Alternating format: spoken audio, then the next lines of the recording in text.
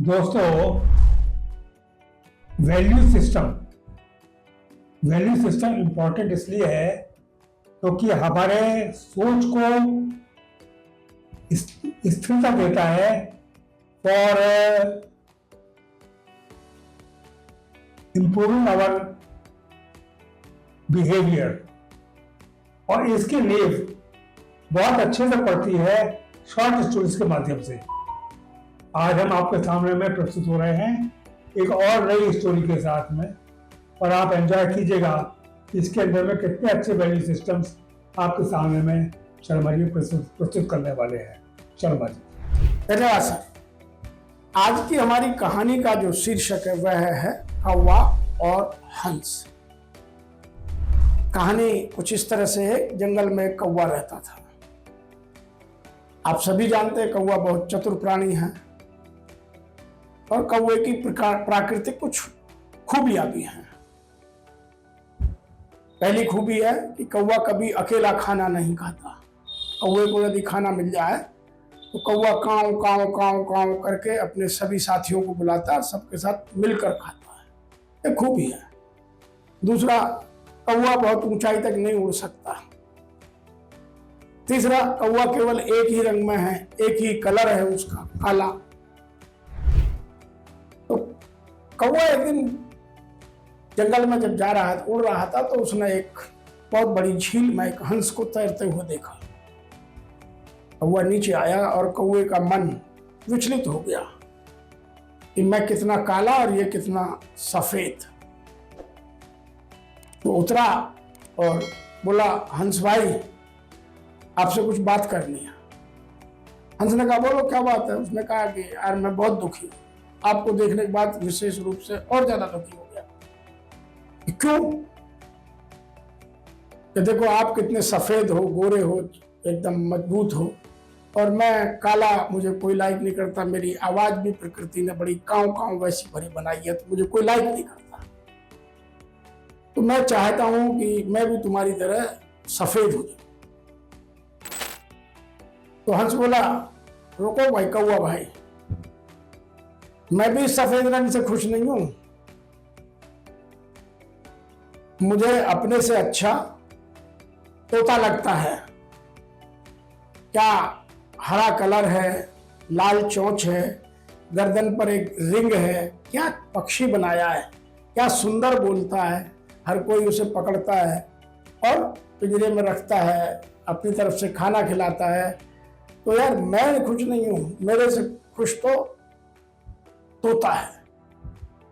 तो कौवे ने कहा, ठीक है, अब हम तोते से ही बात करेंगे।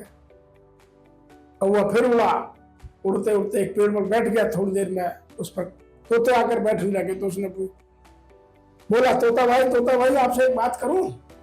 आप बोलो। मैं आपसे पूछना चाहता हूं, आप तो जीवन में बहुत खुश हो गए। कहने लगा, किस बात की खुशी? हमें लोग पकड़ते हैं, पिंजरे में बंद रखते हैं और जबरदस्ती राम राम या जो भी जिसका वर्ड है वो बुलवाते हैं, तो हमारी लाइफ तो मिजरेबल हो गई है। और फिर दो कलरों से क्या होता है? आप कलर की बात कर रहे हैं। यदि आपको कलर का ही जीवन देखना है तो मोर को देखो। मोर कितना बढ़िया प्राणी है। तो कौवे ने कहा, ठीक है, तुम भी दुखी हो तो फिर मोर से ही बात करते हैं। कौवा फिर उड़ा और जंगल में मोर को ढूंढने लगा। ढूंढते ढूंढते जंगल में से मोर कहीं दिखाई नहीं दिया। शाम को लौट रहा था तो उसने देखा एक चिड़ियाघर में बहुत सारे लोग एक जगह भीड़ इकट्ठे करके खड़े हैं। तो नीचे आया, उसने देखा, रहे यहाँ तो मोर भी है। तो वह भी पेड़ की डाल पर बैठकर देखने लगा। तो बहुत सारे लोग उस मोर के साथ खेल रहे थे। जब वो चले गए तो कौवा फिर मोर के पास गया। बोला, मोर भाई आपसे बात करनी है। इनको बोलो, क्या बात है? बात क्या है? आप बहुत खुश हो गए। देखिए कितने बढ़िया पंख हैं, कितने मल्टी कलर हैं, क्या ब्यूटीफुल हो आप। कह लगे, यार ये सब बकवास है, मैं बहुत दुखी हूँ। इस मल्टी कलर की वजह से ही मैं दास बन गया। मैं जंगल में उड़ नहीं सकता, अपनी मर्जी से घूम फिर नहीं सकता, अपनी मर्जी से खा नहीं सकता। मुझे लाके चिड़ियाघर में फंसा दिया है। और हमसे अच्छे आप हो, आपको ना कोई पकड़ता है, ना कोई मारता है, ना कोई बांधता है। तो मुझे तो लगता है आप सबसे अच्छे प्राणी हो। आपका कलर भी काला है, रात में उग जाओ तो दिखोगे नहीं, हम तो पकड़े जाते हैं। बिल्ली हमें मार खाती है, सियार हमें मार खाता है, आपको कौन मारता है? पेड़ की सबसे ऊंची टहनी पर छोटा सा वजन है, काला रंग है, मजे से बैठते हो। तो उसने कहा तुम भी खुश नहीं हो? बिल्कुल खुश नहीं है भाई। इस मोर, इस पंख की वजह से लोग हमें मारते हैं, पंख को ले जाते हैं, अपने घरों को सजाते हैं, या हमें बना के कैद में रखते हैं। तो उसने कहा तुमसे अच्छा कौन? के हमसे अच्छे तुम यार, तुम्हें कोई कुछ नहीं कहता, पूर्णतः स्वतंत्र, कहीं जाओ कहीं आओ, कोई पकड़ने वाला नहीं। कोई सुना है तुमने कौवा कोई पकड़ता है? तो कौवे को लगा यार बात तो सही है। तब कौवे ने मंथन किया कि आदमी का जो नेचुरल फिनोमेना है उसी में उसको खुश रहना चाहिए। जब भी हम किसी के साथ अपनी प्रगति को देखते हैं या अपने गुणों का अध्ययन करते हैं या किसी से प्रतिस्पर्धा करते हैं तो हमारी शांति खत्म हो जाती है। इसलिए प्रकृति ने हर किसी को अलग बनाया है, उसके लिए अलग तरह का विधान बनाया है, अलग तरह के कर्म बनाए हैं। तो अपने आप पर हर किसी को गर्व होना चाहिए। यही आज कहानी की सीख है कि हम मानव जाति विशेष रूप से जब भी किसी बड़े आदमी को देखती है कि इस पर तो बहुत सारी गाड़ियां हैं, बहुत सारे घोड़े हैं, बहुत सारा सामान है, बड़ा घर है, सोचते हैं खुश होगा, लेकिन वास्तव में वह भी उस मोर की तरह खुश नहीं है, क्योंकि उसकी भी जीवन में बहुत सारी कमियां हैं।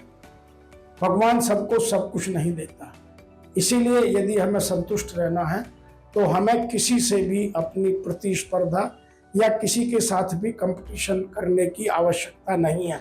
हम जो हैं जैसे हैं अपनी खामियों को दूर करें, अपनी अच्छाइयों को और बढ़ाएं और अपने जीवन में संतुष्टि पैदा कर जीवन को सरल, सुलभ, सौम्य बनाएं। आज की कहानी से यही हमें शिक्षा मिलती है कि हमें किसी से कंपटीशन नहीं करता है। हम हैं, वो है। और खुशियाँ न रंग से आती हैं, न पैसे से आती हैं, न धन से आती है, न ताकत से आती है, न रूप से आती हैं। खुशियाँ अपनी बुद्धिमत्ता से आती हैं। आज इतना ही, फिर आपको मिलेंगे नई छोटी सी कहानी लेकर।